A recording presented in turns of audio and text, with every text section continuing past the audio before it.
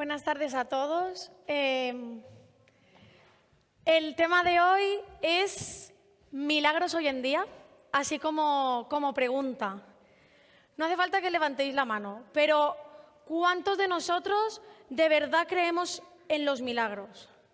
Pero no espiritualmente, sí, yo creo en los milagros, no. ¿Cuántos creemos de verdad? Es decir, yo durante muchos años a mis padres, Antonio y Loida, les dije que yo en los milagros no creía para nada. No porque no creyera en el poder de Dios, sino porque por alguna razón yo pensaba que Dios no quería hacerlos y es por eso que no pasaban. Entonces, me gustaría saber si hoy viniera un cojo, un ciego, un manco, ¿cuántos de verdad pensaríamos que en cualquier momento le va a salir el pie o la mano que le falta o va a recibir la vista? Sinceramente, porque eso es creer en los milagros, no orar y ya está, sino creerlo, entra, en cualquier momento a este le crece el pie. Sinceramente, yo no lo creía así. Y entonces esto me hizo que pensar el por qué hoy en día no se creen en los milagros como los que vemos en la Biblia. Y es posible que muchos penséis como yo, que Dios sí tiene poder, como yo pensaba, pero que no quiere hacerlos, que quizás Dios no es el mismo o no se mueve de la misma forma que se movía en los tiempos de Jesús, o que simplemente no se creen en los milagros porque no pasan. Y bueno, quiero compartir 3 situaciones que yo viví. 2 de ellas fueron las que me marcaron de forma que yo dije que nunca creería en los milagros, nunca. Es por eso que yo de mayor, cuando hablaba con ellos, les decía que no. Y aunque venga alguien y me diga que le ha pasado esto, pensaré que está exagerando, que es dentro de su emoción, lo ve como un milagro, pero no. Y hubo otra situación donde fue todo lo contrario. Desde aquel entonces yo dije, nunca más volveré a decir que no creo en los milagros. Y podéis pensar que entonces Dios, en esa última fue en la que me contestó, en la que hizo el milagro, y la realidad es que no. Respondió a las 3. Porque Dios no siempre responde lo que queremos, pero responde. Pero en ninguna de las 3 situaciones Dios respondió lo que yo le había pedido. No cumplió el milagro que yo le había pedido. La primera cosa, tendría yo unos 6 años, cuando a mi tía, una de las que estábamos más unidas, porque su hijo tiene un año más que Esther, pasábamos mucho tiempo con ella. Yo tenía unos 6 años cuando a mi tía le diagnostican cáncer de mama. Ella tenía 30 años, era muy joven y yo estaba segura que mi tía iba a sanar, porque la fe de un niño, ¿no? Yo se lo pedía a Dios en casa y yo decía, cualquier día me van a decir que mi tía está bien, que esto ya pasó. Yo veía a mi tía como una mujer fuerte, una mujer joven, pero pasó el tiempo y mi tía seguía siendo joven, pero ya no parecía tan fuerte. Mi tía no perdía la sonrisa, pero no tenía más fuerza, mi tía no se levantaba de la cama. Y me acuerdo que cada vez pasábamos más tiempo con ella, esto duró 3 años, cada vez pasábamos más tiempo con ella, mis padres se metían en la habitación de mi tía y oraban con ella, leían la Biblia. Y me contaba mi madre que un día mi tía, que era católica practicante y que había buscado muy sinceramente a Dios, ella de verdad creía conocer a Jesús, le dice que lo único que tiene ahí es que no tiene la seguridad de salvación que nosotros teníamos. Y eso abrió la puerta, porque mi tía, a través de esa enfermedad, pudo ver que aunque había intentado conocer a Jesús y que había sido sincera en su búsqueda, no lo conocía de verdad. Que ella no tenía esa seguridad que en la Biblia podemos ver que tienen los que creemos en Dios, ¿no? Y se reconoció pecadora, reconoció que había vivido de espaldas a Dios. Y Dios hizo un milagro en su vida, porque mi tía se convirtió, tuvo ese encuentro real y personal con Dios. Y me acuerdo que el salmo que más le gustaba a mi tía era el Salmo 23. Y mis padres se lo leían todos los días. O sea, yo ya prácticamente me lo había aprendido de memoria de tanto escucharlo. Y una mañana, mi tía tenía 33 años, una mañana mis padres antes de ir al colegio nos juntan a mis hermanos y a mí y nos dicen que esa noche mi tía ha fallecido. Me enfadé mucho con Dios. Eso me pareció muy injusto porque de verdad había creído que mi tía iba a sanar. Encima había tenido ese encuentro real y personal con Dios ¿qué más podía faltarle, no? ¿Por qué Dios no la había querido sanar? Si habían estado orando con ella, ¿qué es lo que pasaba? Y mi madre también me decía que mi tía, que sabía que se moría porque ella era enfermera, ella sabía que se estaba muriendo, le dijo a mi madre, no te preocupes porque el milagro ha sido hecho. Y ella sabía que se moría. Ella no estaba esperando recibir sanidad.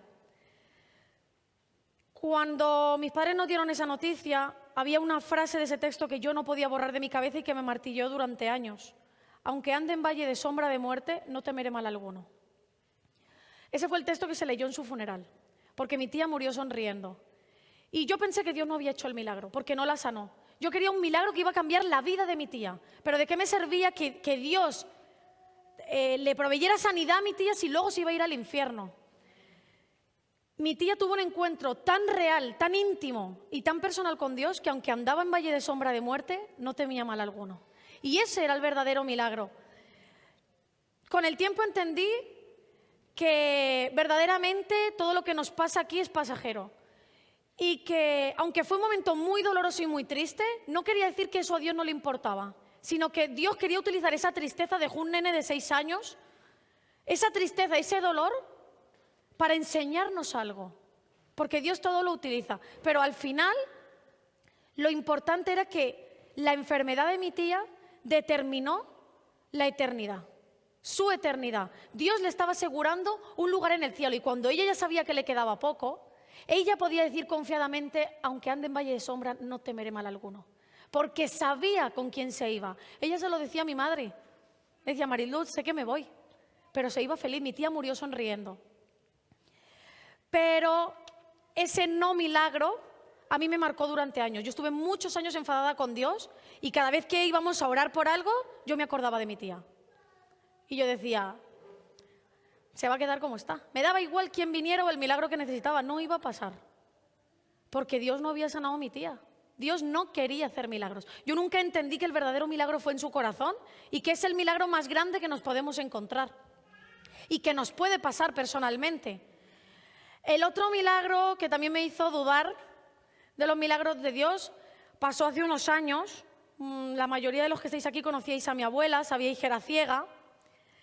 Y bueno, yo desde que mi abuela se quedó ciega le pedí muchas veces a Dios que mi abuela que le devolviera la vista, porque me daba mucha pena verla con esa tristeza. Siempre nos decía que se estaba perdiendo vernos crecer, que no sé, yo veía a mi abuela que la ceguera le había causado amargura.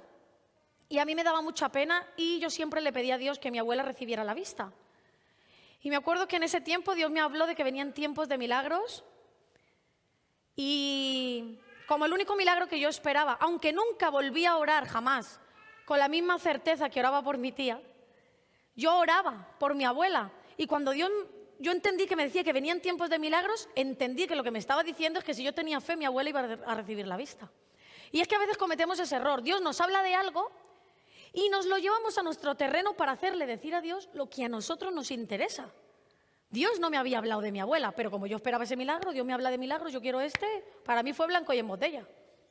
Y yo dije, ya sé lo que me está diciendo Dios, que en vez de orar en mi intimidad, yo tengo que demostrar un acto de fe. Así que voy a pasar vergüenza y le voy a decir a mi abuela que va a recibir la vista cuando ore. Y me envalentoné y fui y se lo dije y mi abuela se echó a reír, dijo, bueno, tú ora. Y oré y pasaron días y oraba, pero mi abuela seguía sin ver nada. Voy a hacer un paréntesis para que entendáis lo que pasa en esta situación. Las personas que no son ciegas de nacimiento, como era el caso de mi abuela, su cerebro acumula las imágenes que ha visto durante toda su vida. Su nervio óptico, aunque mi abuela no veía nada, no veía todo el tiempo negro, sino que su nervio óptico le proyectaba imágenes que ella ya había visto. Y entonces nosotros estábamos muy acostumbrados a que mi abuela nos dijera ver un bordillo que no había, un árbol que no estaba, o decirnos que esa era la calle en Málaga donde ella se había criado. Pero no estaba loca, ella sabía que no estaba alucinando. Nosotros le decíamos, abuela, que estamos en el puerto. Y ella se echaba a reír y decía, ya, pero es lo que estoy viendo. Pero sabía que no era real, sabía que era una imagen del pasado. Entonces estábamos acostumbrados a que mi abuela nos dijera ver cosas que no estaban. Un día Yuri y Esther se fueron a por mi abuela para traerla a un culto de miércoles Y mi abuela venía en el coche contándole a Yuri lo bonitas que estaban las calles del puerto. Entonces, claro, a ellos no les sorprendió porque ya estábamos acostumbrados a que mi abuela dijera esas cosas. Y estando el culto empezado, mi abuela me hizo llamar y yo tenía una relación muy estrecha con mi abuela. Yo nací en el momento idóneo para ella, al mes de nacer yo falleció mi abuelo, entonces nosotras estuvimos muy unidas siempre. Pero yo sé hoy que mi abuela no me hizo llamar por mi relación estrecha con ella, sino porque Dios quería enseñarme algo. Y estando con ella me dice, veo muy delgado a papá. Ella tenía obsesión con que mi padre perdía kilos. Y yo le digo, ya, bueno, dentro de un rato no verás nada, tú tranquila. Como eso a ella le daba a veces así. Pero claro, cuando habíamos llegado a la nave, mi abuela nunca vio la nave. Y en ese momento, después de decirme lo de mi padre, me dice que por qué hemos puesto el suelo azul, que para qué las cortinas negras. Y yo me quedé blanca. Se me empezaron a caer las lágrimas. No podía creer que mi abuela me estaba describiendo la nave. Y en un momento me aprieta la mano fuerte y mi abuela, que siempre tenía los ojos cerrados, porque aunque no veía la claridad le molestaba, abre los ojos como platos y se le empiezan a caer las lágrimas y me dice, Ainhoa, ¿tú también ves a Jesús? Yo pensé que mi abuela se iba a morir y que por eso estaba viendo a Jesús. Luego tardó años, yo no me podía creer lo que me estaba diciendo. Y yo para asegurarme si mi abuela había recibido la vista o no, me acuerdo que le dije, ¿pero qué ropa lleva papá? ¿Qué más ves? Pero a mi abuela ya no le importaba nada más. Mi abuela solo me decía, no, Ainhoa, ¿no ves esa luz? Es Jesús, está aquí arriba. Y yo le decía, ¿pero dónde? Aquí arriba, en el púlpito, detrás de papá. Y yo no daba crédito a lo que estaba pasando. ¿Cuál fue mi sorpresa? Cuando al día siguiente, cuando fui a ver a mi abuela no veía nada. Me enfadé mucho con Dios, porque le había estado pidiendo un milagro, me había hecho creer que me lo había concedido y mi abuela no veía nada. Me enfadé mucho. Ahí sí que me acuerdo que yo le dije a Dios, nunca más te pediré un milagro, nunca más. Se acabó, rompemos pajitas, no me quiero saber nada de lo sobrenatural. Y no entendí que Dios le había hecho un regalo a mi abuela. Mi abuela ese día vio mucho más de lo que hoy nosotros podemos ver. Le hizo un regalo, o sea, ¿cuántos de nosotros queríamos ver a Jesús en vida? Desde ese día mi abuela no dejó de anhelar la presencia de Dios. Hace un mes y medio que mi abuela falleció y se fue tranquila. Ella quería marcharse con Dios. Desde aquel día mi abuela soñaba con el cielo, sabía quién le estaba esperando. Y tampoco tenía temor. Se fue con paz, se iba feliz. Es más, es que ella tenía ganas. Siempre nos lo decía, orar porque me quiero ir al cielo. Y eso es un milagro. ¿Quién puede decir que esa tranquilidad a la hora de morir? Pero yo tampoco lo entendí. Y el último milagro, yo en realidad no le había pedido a Dios un milagro. Y este fue lo que me hizo creer en los milagros, porque Dios a veces es así. Fue en el embarazo de Abraham. Me tiré todo el embarazo diciéndole a Dios que no quería milagros, no quería nada sobrenatural. Yo quería un parto normal, sencillito, natural, lo más rápido posible, pero natural. No quería pasar por la cesárea, se lo repetí a Dios 85.000 veces. Y yo ya le daba las gracias de antemano, para ver si así forzaba un poquito la situación. Pero nada de milagros, yo quería lo normal, lo que casi todas las mujeres. Y yo rompí aguas en casa y me acuerdo que cuando rompí aguas yo le agradecí a Dios y dije, esto va bien, vamos a por el parto natural. Llegué al hospital, me dijeron que estaba bien, que estaba dilatando, que todo iba bien y yo cada vez que me daban esa buena noticia le decía, gracias Dios, me estás concediendo lo que tanto te he pedido, por fin contestas a algo de lo que te pido. Y pasaron 18 largas horas y cuando yo ya no podía más, pero estaba muy esperanzada después de 18 horas en ese parto natural, me dice la matrona que el bebé no sale. Digo yo, no, va a salir. Y ella me dice que no saben por qué, y hace un rato que el nene no bajaba y yo ya dejé de agradecer. No estaba enfadada con Dios en ese momento, pero tampoco estaba agradecida. Quería ver lo que pasaba, ¿no? Y me acuerdo que me dice que me lo van a sacar con ventosas, que es sacarlo a la fuerza prácticamente. Me dio temor, pero pensé, bueno, pero es parto natural. Como mucho unos puntos, pensé yo. Y en el último momento, cuando ya lo iban a sacar, me dice, no, algo me pinta feo, nos vamos a quirófano. empecé a llorar, a llorar. Le dije a Harold que tenía mucho miedo, pero no solo lloraba por miedo. Yo me acuerdo de camino a quirófano, estaba enfadada con Dios, porque recuerdo que no paraba de echarle en cara que Él no estaba cuidando ni de mí ni de Abraham, que solo le había pedido, que yo no quería milagros, solo le había pedido un parto natural y ni siquiera eso me iba a conceder. Y de camino a quirófano y estando en quirófano, yo lloraba de rabia contra Dios. Y se lo decía, al final tú no cuidas de tus hijos. Y bueno, sacaron al nene, se lo dieron a Harold, me quedé a solas con, no sé si sería cirujana o la que me estaba poniendo las grapas, y me dice, menos mal que no hemos sacado al nene con las ventosas, porque el cordón umbilical de Abraham medía más o menos la mitad de lo que tiene que medir, no le daba para salir. Y dice, si te lo hubiéramos sacado con ventosas, lo hubiéramos arrancado, te lo hubiéramos matado. Dice, y contigo hubiera pasado una desgracia posiblemente. Y yo empecé a llorar. Y me acuerdo que ella me dijo, pero no te preocupes, que esto en un mes se te ha olvidado.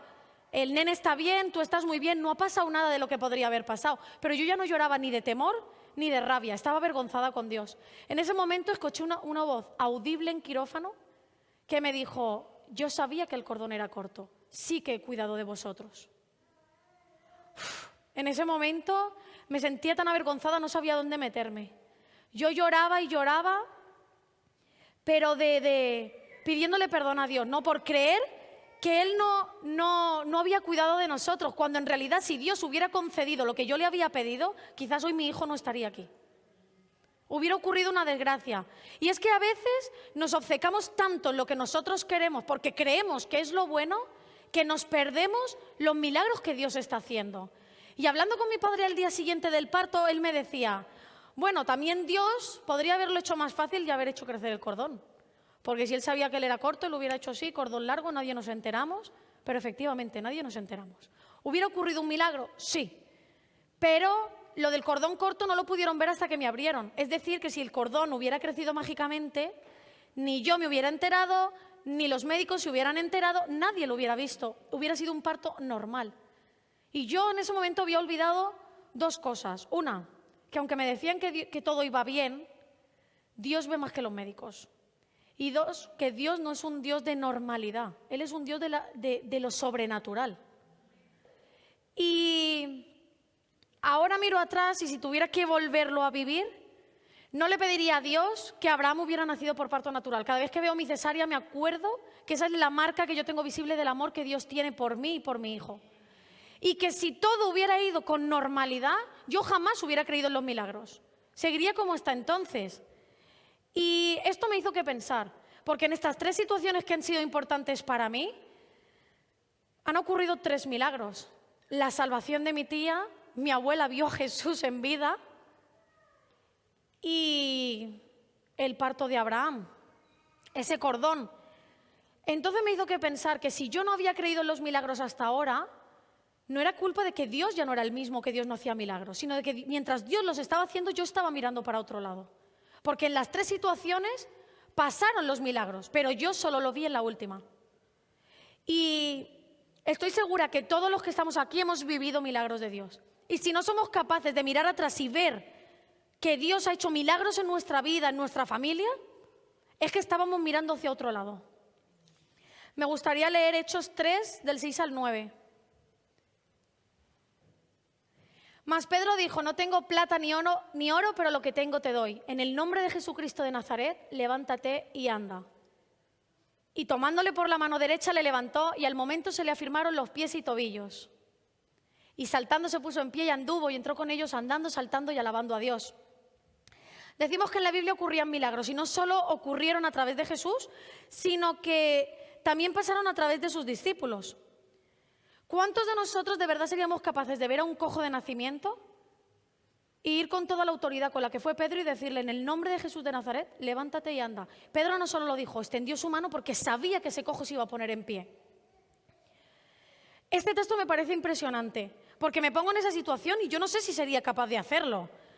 Y yo he orado alguna vez por sanidad, por algunas personas, o cuando se ha pedido en la iglesia, y sinceramente lo que yo decía con mi boca no tenía nada que ver con lo que mi mente decía. Porque yo por un lado podía estar diciendo, sí, recibe sanidad, pero por dentro pensaba, pobrecito, se va a ir igual que ha venido. Como mucho, igual nota una mejoría temporal. O sea, no pensaba que de verdad iba a ocurrir un milagro. Y yo veo aquí a Pedro que no solo lo dice como diciendo yo lo digo, me lo quito de encima, sino que extiende su mano porque sabe que se va a poner en pie. Tenía una seguridad. Y otra cosa que también me ha pasado muchas veces es que cuando he sabido que Dios quería hacer algo o que tenía que decir algo de Dios, he tenido mucho miedo. Y he dudado. Y eso no es fe. No me imagino a Pedro y a Juan discutiendo, dile al cojo que se levante. No, díselo tú, no sea que no se levante, qué vergüenza. No, Pedro sabía lo que Dios quería hacer porque estaba conectado con él y no se lo piensa. Que el cojo se levantara no era un deseo de Pedro, era un deseo de Dios. Y Pedro lo sabía y por eso va con esa autoridad y le dice, en el nombre de Jesús, levántate y anda. Y Pedro sabía que no era él, si le dice, no tengo ni oro ni plata, pero lo que tengo te doy. Él sabía que el poder del Espíritu Santo estaba dentro de él. Y me imagino que Pedro no solo buscaba de Dios cuando tenía un milagro, porque muchas veces pasa eso, ¿no? Que nos acordamos, hoy voy a orar con más fervor porque tengo una urgencia. No, yo creo que Pedro tenía una conexión, como se nos viene hablando hace meses, total. Estaba todo el día en conexión con Dios. Entonces él sabía lo que Dios quería hacer. No se lo pensaba, no tenía, Señor, ¿tú quieres sanar a este cojo, sí o no? No, él llegaba, sabía que Dios lo quería hacer, levántate y anda. No se lo pensaba más allá. Y aunque hay muchos ejemplos en la Biblia sobre milagros, escogí el ejemplo de Pedro porque yo me he identificado siempre mucho con él. Me encanta Pedro porque es muy cercano, es muy humano, es un pecador. No es un superhombre, ¿no? No nos lo pintan. Pedro era una persona de a pie, normalita. Y me sorprende que Pedro hablara con esta autoridad después de ver el recorrido de Pedro. Cuando Pedro era un hombre impulsivo, un hombre que se movía por las emociones, hoy estaba eufórico y sabía que Dios iba a hacer de todo y Pedro estaba aquí. Pero mañana estaba por los suelos y nadie le podía decir nada. Cuando Pedro tiene el encuentro con Jesús, Jesús le dice que deje las redes y que le siga. Y Pedro no se lo piensa, lo deja y se va en el momento. Y aunque podemos decir, menudo encuentro con Cristo, es que Pedro era impulsivo. En Lucas 22:33 dice, él le dijo, Señor, dispuesto estoy a ir contigo, no solo a la cárcel, sino hasta la muerte. En Juan 13:37-38 le dijo Pedro, Señor, ¿por qué no te puedo seguir ahora? Mi vida pondré por ti. Y Jesús le dice, ¿que tu vida pondrás por mí? Antes de que cante el gallo me habrán negado 3 veces. Yo creo que en ese momento Pedro dijo, madre mía, lo que me está diciendo Jesús, no me conoce, no me conoce. Y en realidad lo que estaba pasando es que Pedro no se conocía a él. Jesús, podemos ver en Mateo 26 cómo efectivamente Pedro niega a Jesús. Y aquí es donde podemos ver al Pedro impulsivo. Jesús no quiere humillarlo cuando le dice que le va a negar, ni es que no confíe en él. Jesús lo único que está haciendo es que Pedro tenga un encuentro consigo mismo. Yo estoy segura que Pedro no era un mentiroso. Estoy segura que él amaba a Jesús y que igual que había dejado las redes, pensaba que podría seguirlo hasta la muerte. Y Dios le hace tener un choque de realidad para que se dé cuenta que él solo no puede. Que no puede moverse por las emociones, porque como hoy estaba muy motivado, lo sigue hasta la muerte, pero mañana, cuando le preguntan por Jesús, dice que no le conoce. No podemos dejarnos llevar por las emociones. Y esto me hacía pensar, ¿qué ha pasado de este Pedro que monta un show? Mi vida pondré por ti, iré contigo hasta la muerte. A este Pedro tranquilo, sosegado, que le dice en el nombre de Jesús de Nazaret, levántate y anda, y que extiende su mano. ¿Qué ha pasado entre estos dos Pedros? Porque parecen personas totalmente diferentes. Pentecostés. Pedro estaba lleno del Espíritu Santo. Y esa llenura le hacía buscar más a Dios. Y buscar más a Dios le hacía estar más lleno del poder del Espíritu Santo. En Hechos 1:8, si no recuerdo mal, dice, pero recibiréis poder cuando seáis llenos del Espíritu Santo. Ese poder está hoy a nuestra mano. Pedro anhelaba la presencia de Dios y se demuestra en eso. Pedro vivía conectado, si no, ¿cómo iba a saber, cómo iba a hablar él con esa autoridad cuando era un Pedro que hoy estaba aquí, que mañana estaba aquí, que no sabía quién era él mismo? ¿Qué encuentro había tenido con Jesús? Y eso me sorprende porque hay una canción que la cantamos mucho y que creo que la cantamos a veces sin pensar, también lo dice la Biblia, obviamente, que dice que con la sombra de Pedro se sanaban los enfermos. Y yo me paré a pensar esto el otro día y digo, Esto es impresionante, porque esto quiere decir que Pedro caminaba y los cojos se levantaban, los ciegos veían, la gente se convertía. Ocurrían milagros al paso de Pedro. Obviamente no era la sombra. Para mí este texto salía poder de Pedro. Pedro pasaba y salía poder, salía poder. Habían milagros. ¿Qué es lo que cambia de esos tiempos a los tiempos de ahora si Dios sigue siendo el mismo? ¿De quién más salió poder? A mí ese texto me recordaba a Jesús cuando, estando entre una multitud, una mujer que estaba enferma le toca y él se gira y dice, ¿quién me ha tocado? Y Jesús estaba en medio de una multitud, le habían tocado a saber cuántas personas habían rozado con Jesús. Pero él dice, sé que alguien me ha tocado porque ha salido poder de mí. Y cuando la mujer dice que ha sido ella, él se gira y le dice, tu fe te ha sanado. Porque esa mujer tocó a Jesús intencionadamente. Y así es como tenemos que buscar a Dios. Ella creía en el poder que salía de Jesús y por eso fue sana. Y se trata de eso, nosotros tenemos que buscar a Dios de esa forma, intencionalmente, creyendo en el poder de Dios y en su poder a través de nosotros. Somos nosotros los que tenemos que cambiar, los que tenemos que pedir esa llenura del Espíritu Santo. Pero si en la Biblia lo dice, si está a nuestro alcance, y recibiréis poder. A mí me gustaría tener eso mismo que tenía Pedro, porque Pedro se ve aquí que tenía el mismo espíritu que tenía Jesús. Estaba lleno del Espíritu de Dios. Y a mí me gustaría caminar por la calle y que saliera poder. Y eso está a nuestro alcance. ¿Por qué no está pasando? Porque a lo mejor no estamos preparados, no estamos conectados con Dios, no estamos pidiendo esa llenura del Espíritu Santo. En Mateo 17:20 dice, Jesús le dijo, porque de cierto os digo que si tuvierais fe como un grano de mostaza, diréis a este monte, pásate de aquí a allá y se pasará. Y nada os será imposible. En Mateo 21:21, respondiendo Jesús le dijo, de cierto os digo que si tuvierais fe y no dudaréis, no solo haréis esto de la higuera, sino que le diréis al monte, quítate y échate al mar y pasará. Y Dios solo nos pide un poco de fe, pero fe en conexión con Él, creyendo lo que Él quiere hacer. Para que cuando Él quiera hacer algo, nosotros estemos ahí en el centro de su voluntad, preparados, no mirando hacia otro lado, pidiéndole lo que a nosotros nos interesa. Y así es seguro que si estamos conectados y Dios nos dice, no porque nosotros queramos, sino porque Dios quiere hacerlo, que le digamos al monte que se mueva, con la misma autoridad que Pedro lo dijo, nosotros le diremos al monte, muévete, porque no será un deseo nuestro. Sabremos qué es lo que Dios quiere hacer y cuando Dios quiere hacer algo y lo creemos, lo hace.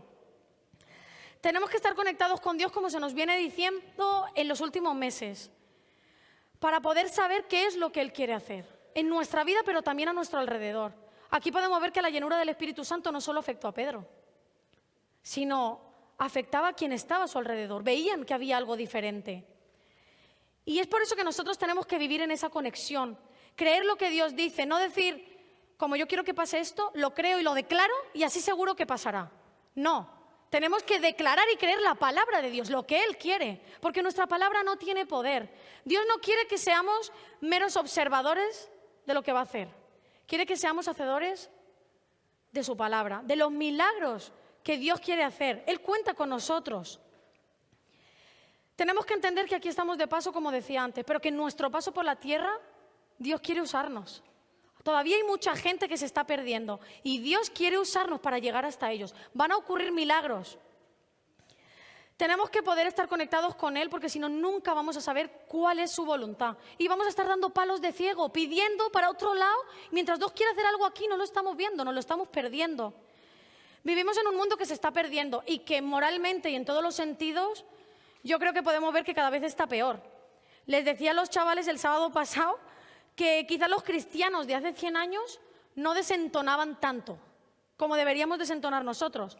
Porque hace 100 años todavía había moralidad, todavía habían cosas que estaban mal vistas, pero es que ahora todo vale, todo está bien. Entonces, si nuestros compañeros de trabajo, nuestros amigos o nuestros familiares no creen que somos diferentes, que somos raros, algo estamos haciendo mal. Algo estamos haciendo mal, porque entre tanta oscuridad la luz debe brillar. No podemos pasar desapercibidos. Tendríamos que estar llamando la atención porque pensamos y actuamos diferente. En un mundo donde ahora hay tanto temor, tendría que llamarle la atención nuestra paz y querer lo mismo. Oye, ¿cómo puedes estar tan tranquilo con todo lo que está pasando? Puerta abierta para hablar de Dios. Vivimos tiempos difíciles, pero creo que hemos sido llamados para este tiempo. Dios cuenta con nosotros para lo que está pasando. Si ahora está abundando el pecado, sobreabundará su gracia. Y es lo que tenemos que tener claro, pero tenemos que estar dispuestos. Si no están pasando milagros como los que leemos en la Biblia, es porque la iglesia no está preparada como estaba la iglesia de aquel entonces. Es porque no estamos pidiendo esa llenura del Espíritu Santo. Es porque no estamos creyendo, porque como ya hablamos en lenguas, no estamos creyendo que recibiremos poder. Y Dios nos prometió que mayores cosas que Él podríamos hacer.